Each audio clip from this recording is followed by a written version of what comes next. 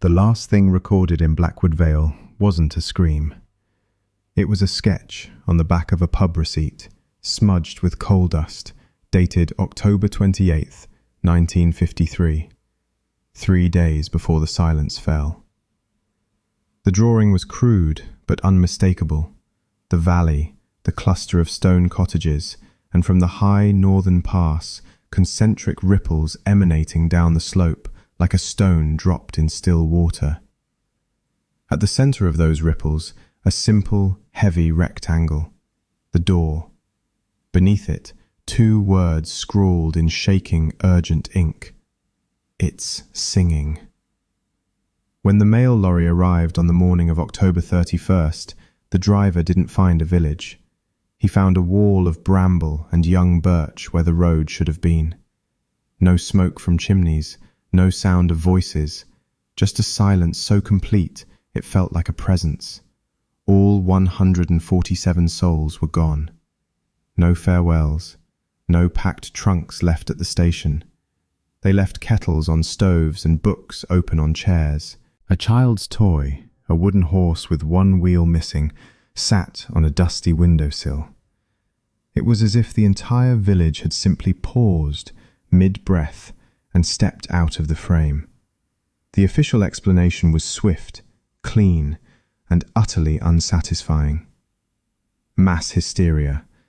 A collective delusion leading to relocation. Case closed. The maps were quietly updated. The valley was declared unsafe due to geological instability and redacted from future surveys. But a story like that doesn't die. It sinks into the soil. It waits. And sometimes it leaves a trail for those who know how to look past the ink. The trail began not with a person, but with an object. A surveyor's map from 1887, found pressed between the pages of a water-damaged ledger in a regional archive that was itself scheduled for demolition. The archivist, a man named Elias, wasn't looking for mysteries. He was performing a triage of memory, deciding what to save and what to let the wrecking ball claim. The ledger was mundane, records of wool shipments, but the map was different.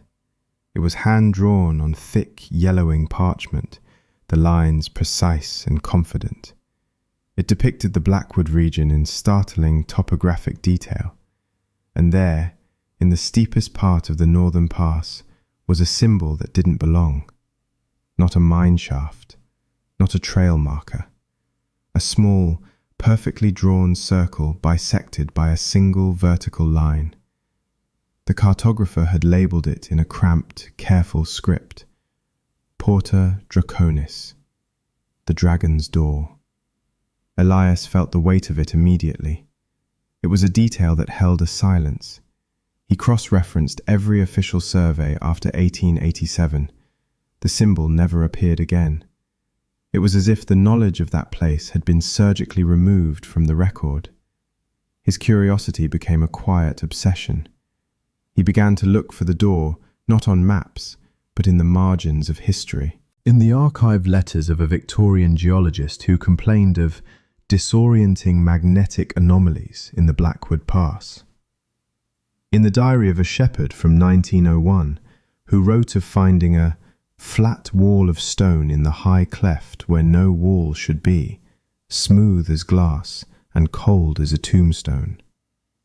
The shepherd had tied a rag to a nearby thorn bush as a warning to others.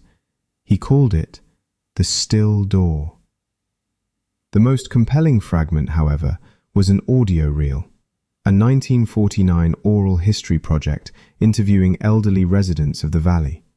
One clip from a woman named Agnes Miller, then 82. Her voice was thin, crackling with age and static. She was describing the old stories her grandfather told.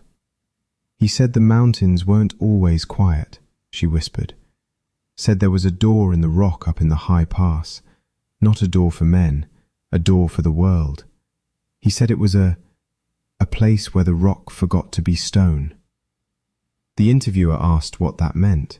There was a long pause, filled only with the hiss of the tape. He said sometimes it would wake up, Agnes finally replied. And when it woke, it would hum. A low sound, like the mountain itself was snoring. And things near it wouldn't be right. Compasses would spin, dogs would whine and hide. He said once, when he was a boy, he saw a patch of ferns up there that had grown in perfect geometric spirals, like a carpet woven by a machine. The interview was cut off abruptly. The next file in the sequence is the interviewer's log note. Subject became agitated. Session terminated. Recommend this line of folklore not be pursued. By 1952, a year before the disappearance, the pieces start to form a disturbing pattern. A county council edict, classified, authorizing a geological survey of the Blackwood Pass. The contracted firm had no public listing. The sole report submitted was 3 pages long, mostly technical jargon about subsurface resonance and unique mineral deposits. Its conclusion was stark. The site exhibits unprecedented acoustic and electromagnetic properties. Recommend immediate permanent isolation. Further study is not advisable. The council's response was a single sentence, stamped and filed. Access prohibited. All records sealed. Then came the final artifact, a sketch smudged with coal dust on the back of a pub receipt dated October 28, 1953, 3 days before the village vanished. It was found decades later in a box of effects from a pub that had burned down. The sketch is crude but chilling. It shows the familiar valley, the cluster of village houses, and from the high northern pass, a series of concentric, semicircular lines are drawn, emanating down the slope like ripples in a pond. At the epicenter of the ripples is a simple, heavy rectangle. The door. Scrawled beneath the sketch are 2 words, the handwriting urgent, shaky. It's singing. Elias put the map, the diary excerpt, the council edict, and the coal dust sketch on a single table. The silence in the archive room deepened. This was no longer a collection of curiosities. It was a chronology, a warning that had been ignored, buried, and then fulfilled. The Dragon's Door wasn't a legend. It was a location. And in the autumn of 1953, something had happened there. Something that first sang, and then swallowed. But to understand why this ink was spilled, we have to look at the ground it claimed to represent. A valley that, by all official accounts, never held a single soul. But to understand the silence, you must first hear the echo of the life that filled it. Blackwood Vale was not a place of grand destiny. It was a place of quiet endurance. The valley was a deep green cup, its sides thick with ancient pine and beech that turned the sunlight a murky underwater green. The village itself was a cluster of stone cottages with slate roofs, a squat Norman church, a pub called the Shepherd's Rest, and a single dusty lane. Its economy was the slow rhythm of sheep on the high meadows, the seasonal harvest of timber from the lower slopes. It was a community bound by shared hardship and the deep, unspoken knowledge of the mountains that cradled them. The people were not superstitious by nature. They were practical. They read the weather in the ache of old bones, not in tea leaves. The old stories Agnes Miller mentioned were just that, stories. Tales told by firelight to children of mountain spirits and hidden doors, belonging to the same category as tales of giants or fairy rings. They were part of the landscape's decoration, not its blueprint. The high northern pass was rarely visited. It was a brutal, wind-scoured place of scree and sheer rock faces, useful only to the hardiest shepherds in the height of summer. If a few of the oldest families had a vague, inherited caution about that specific cleft in the rock, it was expressed as a simple, practical rule. Don't linger up there after dark. It was less about fear of monsters and more about the sensible distrust of a place where the light faded fast and the ground was unstable. Life in the Vale had a specific texture: the smell of damp wool and wood smoke, the sound of the river over stones, a constant white noise beneath everything. The view from any window was a closing in of green, a sense of being held. It was isolating, yes, but for the people who called it home, that isolation was a form of privacy, a known and managed quantity. They were connected to the outside world by a weekly mail lorry, a crackling radio in the pub, and the occasional visitor, a lost hiker, a geological surveyor who would buy a pint and ask careful questions about the local rock formations. The year 1953 itself was not marked by unusual tension. If anything, there was a cautious optimism. The war was 8 years past. A new generator was promised for the village, which would mean electric light in every home instead of just the pub and the church. The autumn harvest had been good. The festival planned for the last weekend of October was to be a celebration of this modest prosperity. There would be a bonfire, music from a borrowed gramophone, a communal meal. It was to be an affirmation of their continuity. This is the crucial detail. They were not a people on the brink, awaiting a sign. They were rooted. Their lives were built on the tangible: stone, wool, soil, timber. The concept of a door that could hum, that could warp the growth of ferns, that existed in council reports marked "not advisable," belonged to a different, distant reality. It was a bureaucratic abstraction, a fragment of weird folklore. It had no place in the world of mending fences and counting sheep. Prosperity in the Vale ended not with a bang, but with a click. The sound of a pickaxe hitting something that shouldn't exist at 10,000 feet. The tragedy of Blackwood Vale is not that they were consumed by a mystery they believed in. It is that they were consumed by a mystery they had, with very good reason, dismissed. Their practicality was their vulnerability. They had stopped listening to the old stories, and so they never heard the new one beginning, a low hum from the high pass, until it was the only story left. But every place has its shadow, and in Blackwood Vale the shadow had a name, passed down not in books, but in the spaces between words. The older generations called it the still door. It was not a story told for thrill, but a caution, a piece of practical, inherited wisdom, like knowing which meadow was prone to flash floods. The details were always vague, which made them more potent. It was never described as a grand arch or a carved gateway. It was simply a place in the rock, a section of the cliff face in the highest, most remote part of the northern pass that was wrong.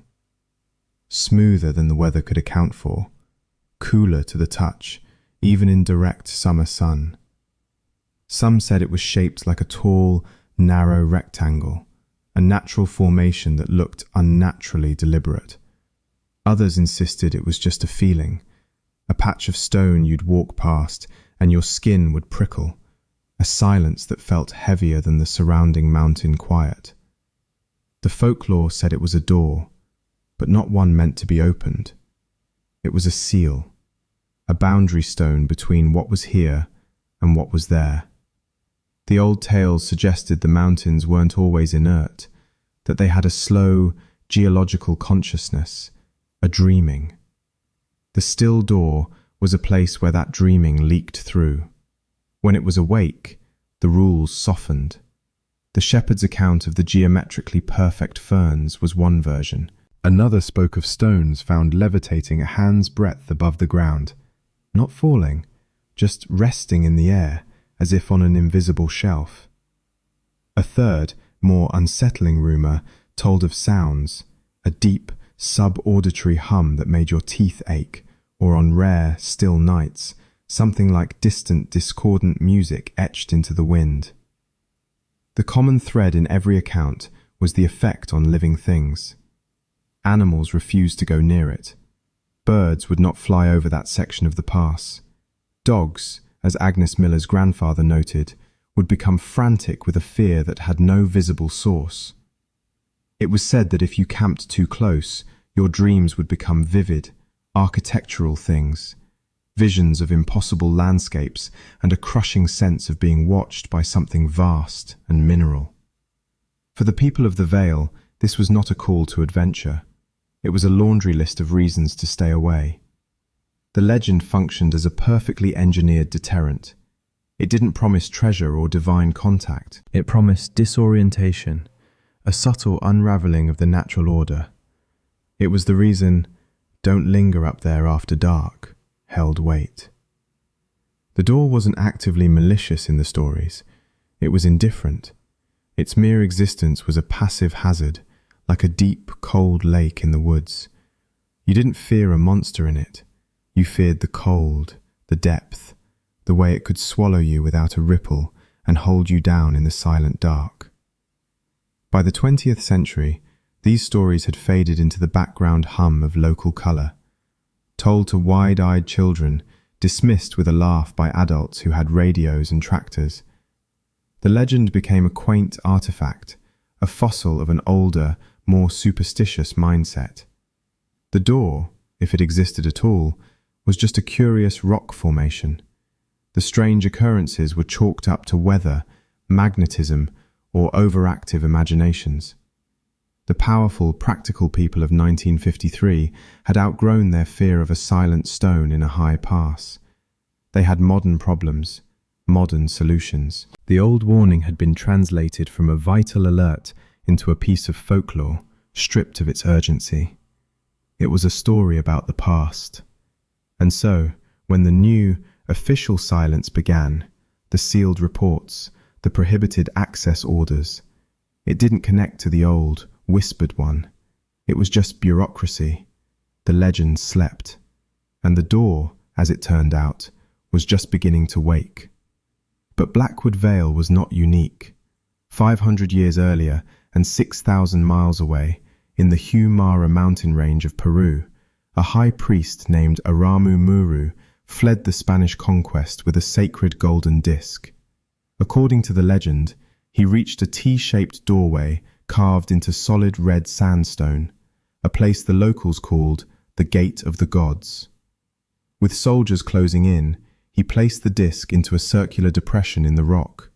The stone didn't open, it changed. A shimmering blue tunnel appeared where solid rock had been. Aramu Muru stepped through and vanished. The disc was never found.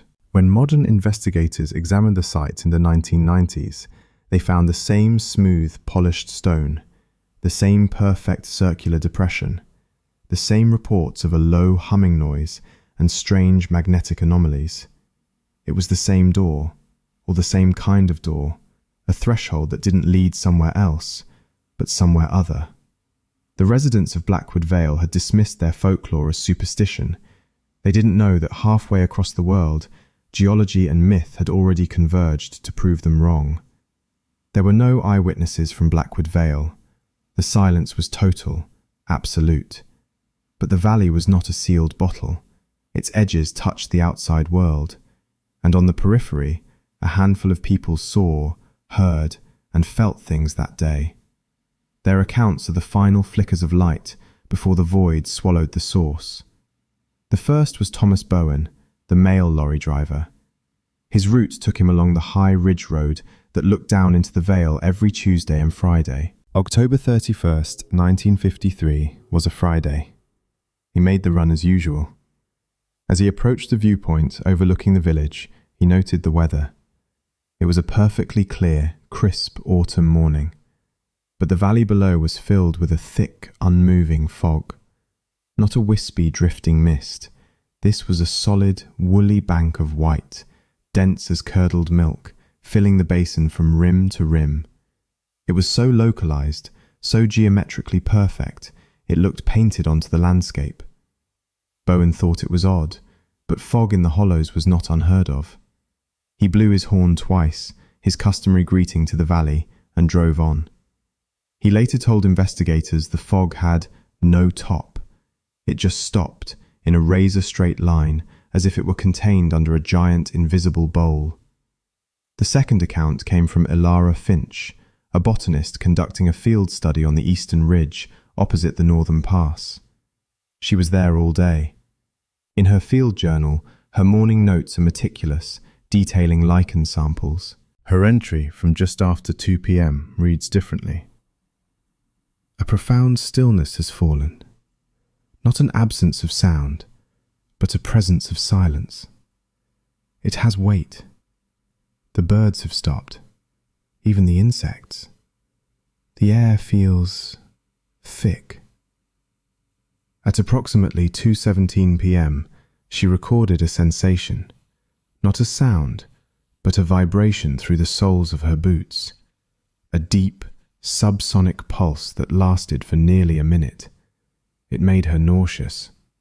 She looked across the valley towards the northern pass.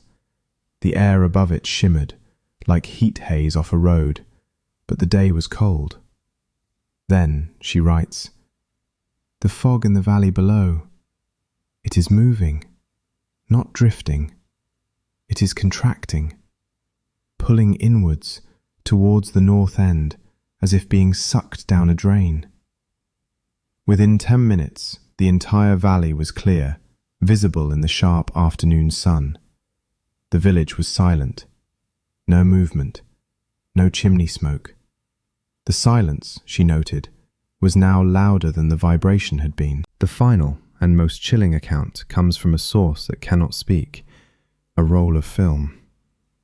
A hiker named Arthur Lee was on the southern slope, aiming to photograph the autumn colours.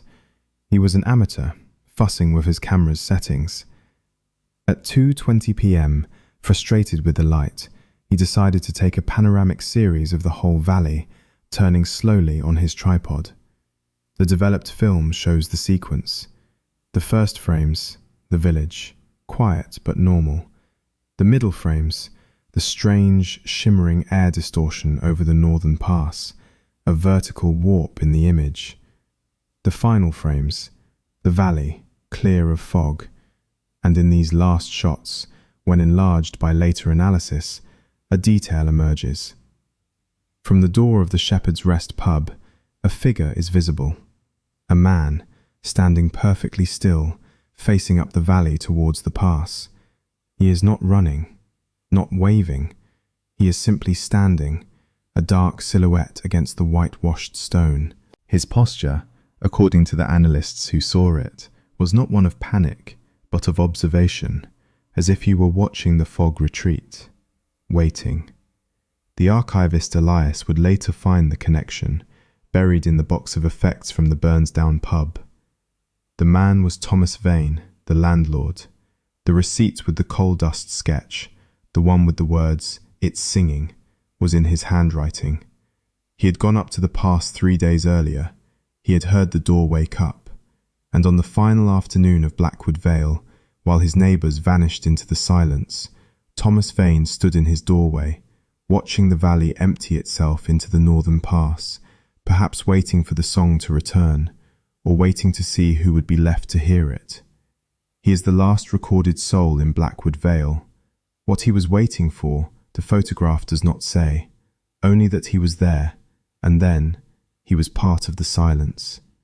Senior surveyor James Calder arrived on November 7th, 1953, expecting a sinkhole. He brought the standard kit, core drills, sample bags, a theodolite.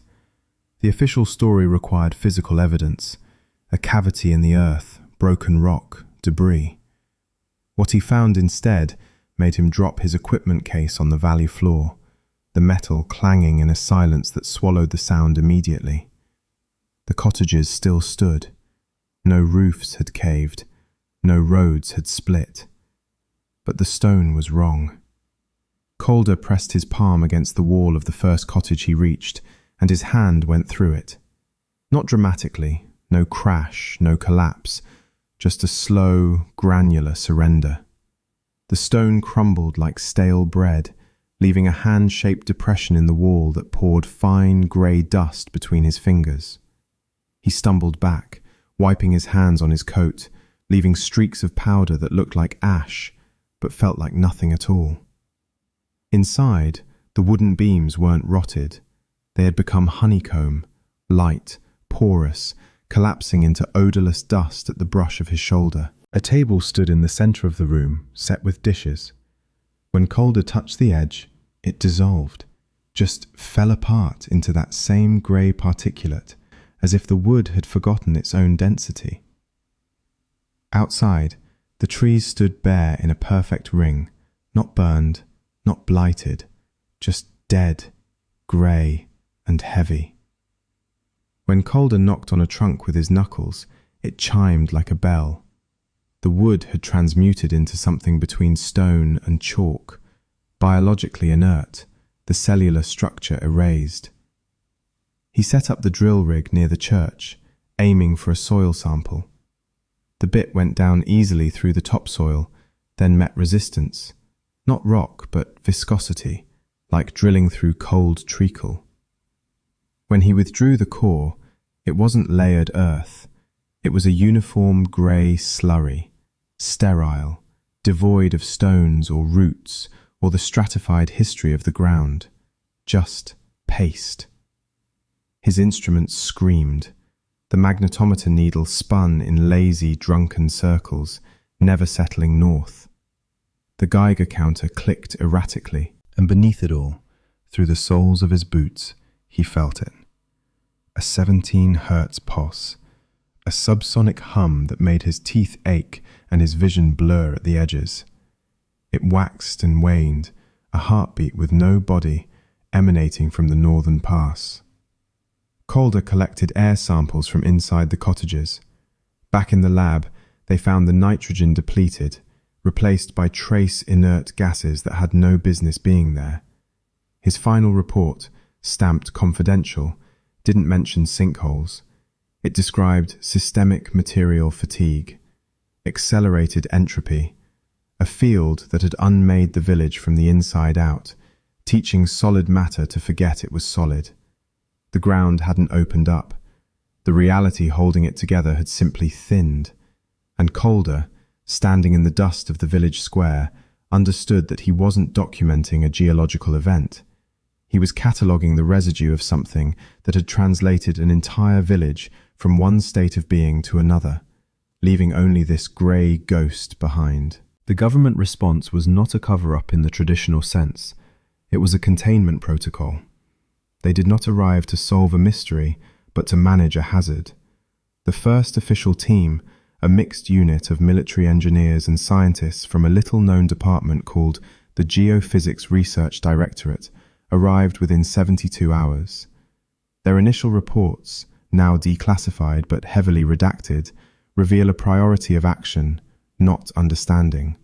The first order: establish a cordon, not a mile out, not 5 miles, a 20-mile exclusion zone around the entire Blackwood Massif.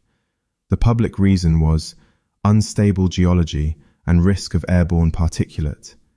The internal directive was simpler: prevent observation, prevent exposure. The second phase was the sanitization of the narrative. The press was given the sinkhole story. It was plausible, terrifying, and most importantly, finite. A sinkhole is an act of God, a tragedy with a clear physical cause. It invites sympathy, then closure. It does not invite questions about humming rocks or altered matter. Witnesses, like the mail driver and the botanist, were interviewed by men in plain clothes who stressed the importance of national security and the dangers of public panic. Their statements were folded into the official record, their more peculiar observations subtly rephrased or omitted. Thomas Bowen's fog with no top became a dense morning mist. Ilara Finch's description of the contracting silence was logged as subjective disorientation due to infrasound, possibly from a minor seismic event. The third and most thorough action was the archival purge. This is where Elias, decades later, found the ghost of the operation. It wasn't a matter of burning files. It was a process of strategic erasure and recontextualization. The 1887 map with the Porta Draconis symbol was not destroyed. It was misfiled into an unrelated collection of wall ledgers. its significance buried under banality. The 1949 oral history tape with Agnes Miller had its catalogue entry altered. The original subject line, Folklore of the Blackwood region, was changed to Domestic Life, Pre-War. The crucial clip was not cut out, that would be too obvious, but the reel itself was damaged in the log, listed as partially degraded, content mostly inaudible. The coal dust sketch from the pub was never entered into any archive at all. It survived by accident in a box of unsorted debris. The council edict authorizing the 1952 survey was the key they could not fully hide, so they classified it. Its existence created a paper trail, but its contents were locked behind a security designation that outlived the Cold War. The message was clear. This knowledge was not for the public. It was not even for most of the government. It was a problem to be walled off, both physically on a map and conceptually in the mind of the nation. Why this extreme response? The declassified files hint at the reason, not in their conclusions but in their tone. A memo from the lead scientist on the initial assessment team states, "The phenomenon is non-replicable, non-predictable, and operates on principles outside our current physical models. More critically, its effects appear persistent and potentially contagious to certain material states. Study is not merely difficult, it is actively hazardous. The safest course is absolute isolation." They weren't hiding a secret weapon or an alien contact. They were bricking up a room in the house of reality where the walls had grown thin and the geometry was wrong. They scrubbed the records not to conceal the truth, but because they believed the truth itself was a kind of infection. To remember Blackwood Vale in the wrong way, to focus on the door and the hum and the stillness, was to risk attracting the attention of whatever had paused, mid-breath, and looked back. The most profound act of the cover-up was not what they removed, but what they replaced. A place cannot simply be deleted from human consciousness, it must be overwritten. The cartographic scrubbing of Blackwood Vale was a quiet, meticulous campaign of uncreation. It began with the official Ordnance Survey maps. The 1954 edition simply omitted the valley. Where there had been a network of thin, brown contour lines cradling the village dot and the winding road, there was now only the uniform green shading of upland forest. The valley's distinct topographic signature, that deep, spoon-shaped depression, was smoothed over, its contours redrawn to suggest a continuous, unbroken slope. It was a lie of omission, but a sophisticated one. Only someone holding an old map directly against the new one would see the phantom space, the geographic ghost limb. But maps are more than government surveys. They exist in road atlases, in hiking guides, in school textbooks. Here, the operation became more active. A memo from the Geophysics Directorate to the publishers of the region's primary touring guide requested, in the interest of public safety, an update to their forthcoming edition. The request was a model of bureaucratic persuasion, implying legal liability for anyone guided into a dangerous area. The publisher complied. The description of the scenic Blackwood Vale loop was replaced with a warning about unstable terrain and abandoned mining works in the northern district. The loop itself was rerouted, on paper, to a different valley entirely. The most telling artifact of this campaign is a 1955 Forestry Commission map. It details planned planting schemes for the region. Over the exact coordinates of Blackwood Vale, a large rectangular overlay is stamped. It is labelled Plantation Z7. The legend defines Z7 as a long-term experimental silviculture zone, with an estimated maturation date 50 years in the future. The map proposed a new reality, not an empty, haunted valley, but a place busy with a slow, botanical purpose. It replaced mystery with mundane bureaucracy. No one questions a forestry plot. It has no story, It simply is, and will be, for generations. This cartographic cover-up had a chilling secondary effect. It didn't just hide the valley, it severed its history. When a place vanishes from maps, it begins to vanish from memory. Younger generations, studying the new atlases, would never know the valley existed. Older generations, looking at the updated maps, would experience a cognitive dissonance, the memory of a place clashing with the authoritative blankness of the page. Over time, memory tends to yield to the official record. The Vale didn't become a secret. It became a mistake, a trick of the mind. Blackwood Vale? I think you're thinking of the next valley over. It's not on the map. The final, successful lie was one of banality. They didn't create a thrilling conspiracy of hidden valleys and monsters. They created paperwork, red tape, and a boring forestry project. They made the truth not dangerous, but irrelevant. The Dragon's Door was buried under a stamp that said, "Experimental plot." And a place, truly, is only as real as the paper that says it is there. When the last map that acknowledged it was pulped for recycling, the valley completed its second, final disappearance. Not from the earth, but from the story we tell ourselves about the earth. It became a cartographic phantom, a location that had successfully been unwritten. The official cordon lasted for 50 years. In 2003, the Forestry Commission's experimental plot designation quietly expired. The exclusion order, tied to a defunct government department, was not renewed. The maps, of course, still showed nothing. The valley was legally, cartographically, a non-place. But non-places have a way of attracting the lost, the curious, and those who listen to the static between official channels. Modern access is not through the old village road, which has been reclaimed by a solid wall of bramble and young birch.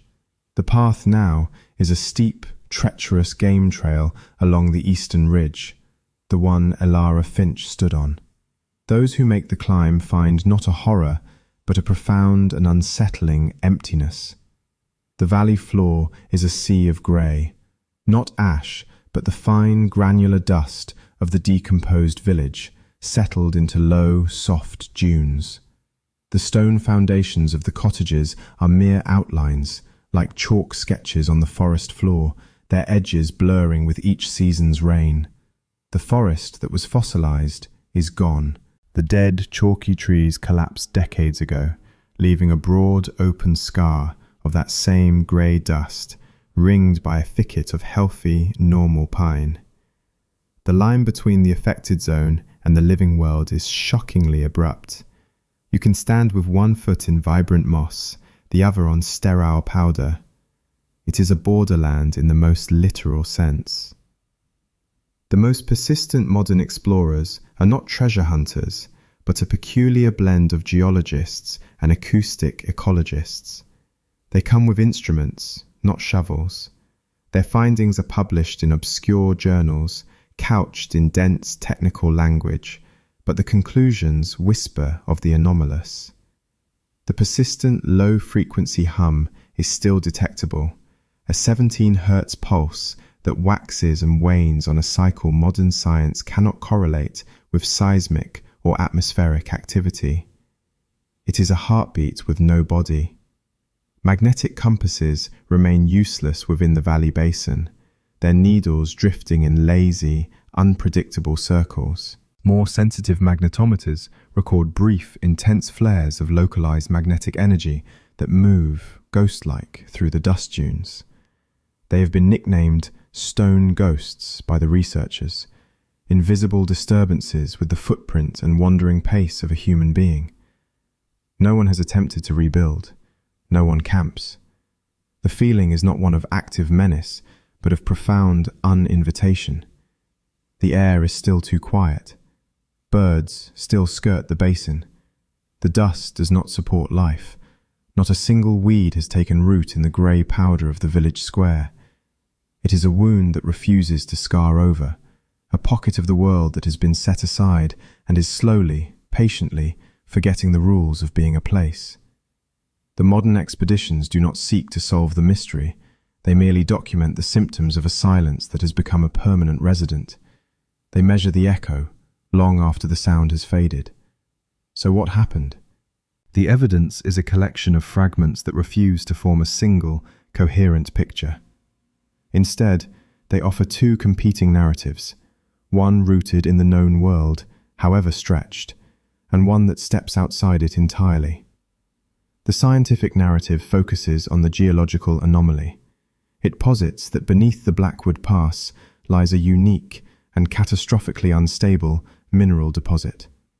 A vein of piezoelectric crystal, perhaps, or a dense pocket of metamaterials that resonate with specific seismic frequencies. The 1952 survey's mention of subsurface resonance supports this. The theory suggests that on that October afternoon, a minor tectonic shift, imperceptible elsewhere, struck the precise resonant frequency of this deposit. It triggered a cascading release of energy, a standing wave of infrasound and directed electromagnetic force that swept down the valley.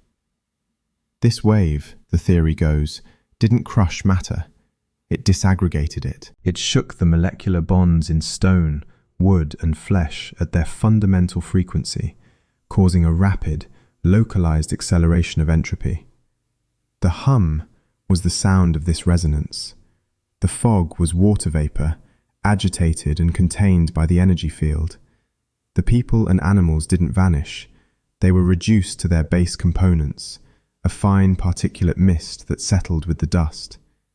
It was a freak, natural accident, a geological weapon that fired once, by chance, at a village. Proponents point to the altered soil samples, the residual vibrations, the magnetic chaos. It is a tragedy of physics, horrifying, but ultimately impersonal. The door, in this view, is merely the surface expression of this deep, unstable fault, a natural speaker for a deadly frequency. The supernatural, or perhaps transnatural narrative begins where science's vocabulary fails. It listens to the older words, a door for the world, a place where the rock forgot to be stone. This narrative suggests the door was never just a rock formation. It was, and is, a threshold, a place where the boundaries of what we call reality are inherently thin, malleable. The legends weren't superstition. They were imperfect observations of a permanent, low-grade leak between states of being. The 1953 event wasn't an accident, but a moment when the door didn't just leak, it swung open. What lay on the other side is unknowable, another dimension, a parallel timeline, the dreaming of the mountain itself. The vibration wasn't a sound wave, but the friction of realities grinding against each other. The fog wasn't water vapor, but a visual manifestation of that boundary dissolving. The village wasn't destroyed, it was translated, pulled through into the other side, its material essence unraveling in the process, leaving only the brittle, forgotten residue in our world. The man standing at the pub door wasn't waiting for rescue. He was watching the transition. This narrative explains the persistent anomalies not as residual energy, but as a permanent scar, a place where the wound in reality never fully healed. The stone ghosts are not magnetic flares, but echoes of that moment, impressions left on the fabric of the place itself. The truth likely resides in the uncomfortable gap between these stories. The scientific theory explains the mechanism, but feels hollow against the weight of the silence and the pre-existing folklore. The supernatural theory explains the legend and the profound wrongness, but offers no tangible proof. Perhaps they are not opposites, but different languages describing the same impossible event. A location where the laws of geology and the nature of myth briefly converged, and a valley passed from one state of being to another, leaving only dust and a question hanging in the still air. We are left with two maps of the same vanished territory, and neither one can show us the way back. Blackwood Vale is not a unique signature. It is a single, haunting note in a chord played across the globe. When you lay the maps of these places side by side, the silence begins to form a shape.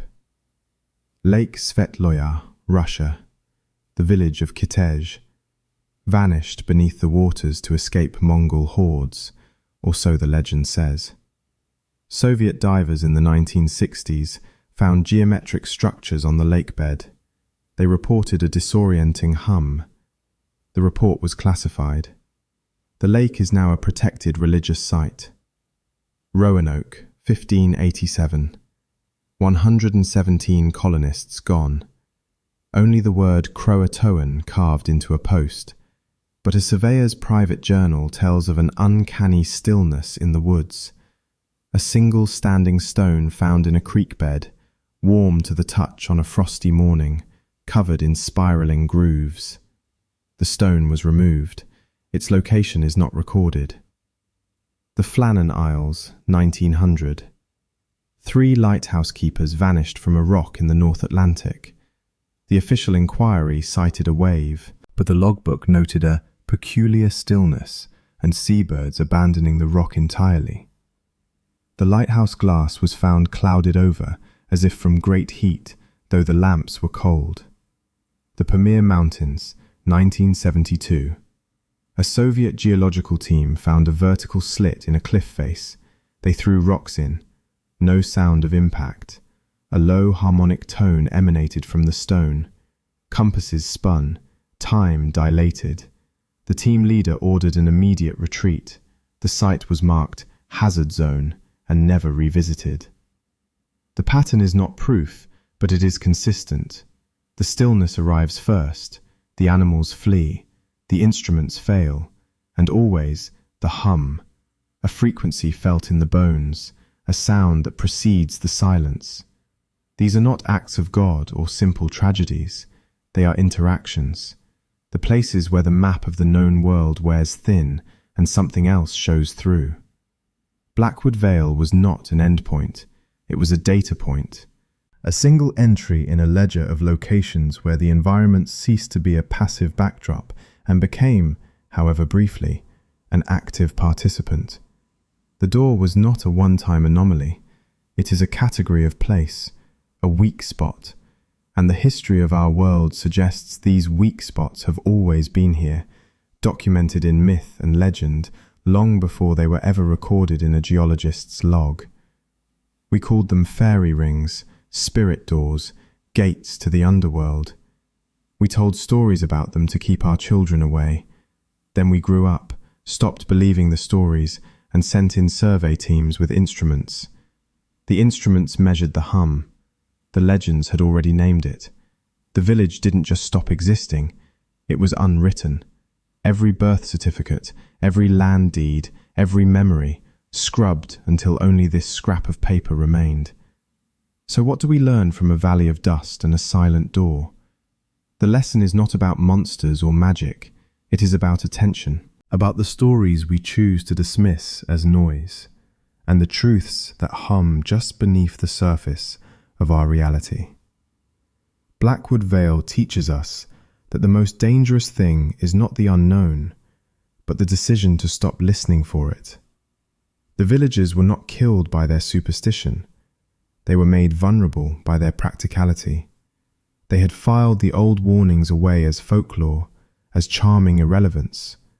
When the new, scientific warnings arrived, the sealed reports, the council edicts, they were just more paper, more distant bureaucracy. They missed the connection. The legend and the data were the same signal, arriving in different languages.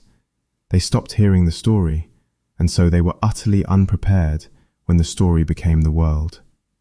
The valley's enduring silence is the second lesson. Some thresholds, once crossed, do not permit return. Some changes are not repairs, but new states of being. The government's response, the cover-up, the cartographic erasure, was a form of societal scar tissue. It was an attempt to forget a wound that wouldn't close. But you cannot unwrite a place from existence. You can only create a silence where its name used to be. And silences have their own weight, their own gravity. They attract the curious, the broken, those who can hear the hum in the static of official history. Ultimately, the story of Blackwood Vale is a mirror. It asks what we would do with a door in a high place that hums. Would we be the shepherd who ties a rag to a thorn bush, the council that stamps access prohibited, the archivist who pieces the fragments together, knowing he can never solve it, only bear witness? Or would we be the villagers, so sure of our solid stone world that we forget the rock itself can dream? The door is still there. The valley is still quiet. The dust has not settled.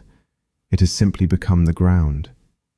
The mystery is not a puzzle to be solved. It is a condition to be acknowledged, a reminder that our maps are not the territory. They are just stories we tell about the territory. And sometimes, the territory tells a different story back. If you listen to the spaces between the official records, you can still hear it. Not a hum, but an echo. The echo of a place that stepped out of our story. Subscribe. Some silences are worth listening to.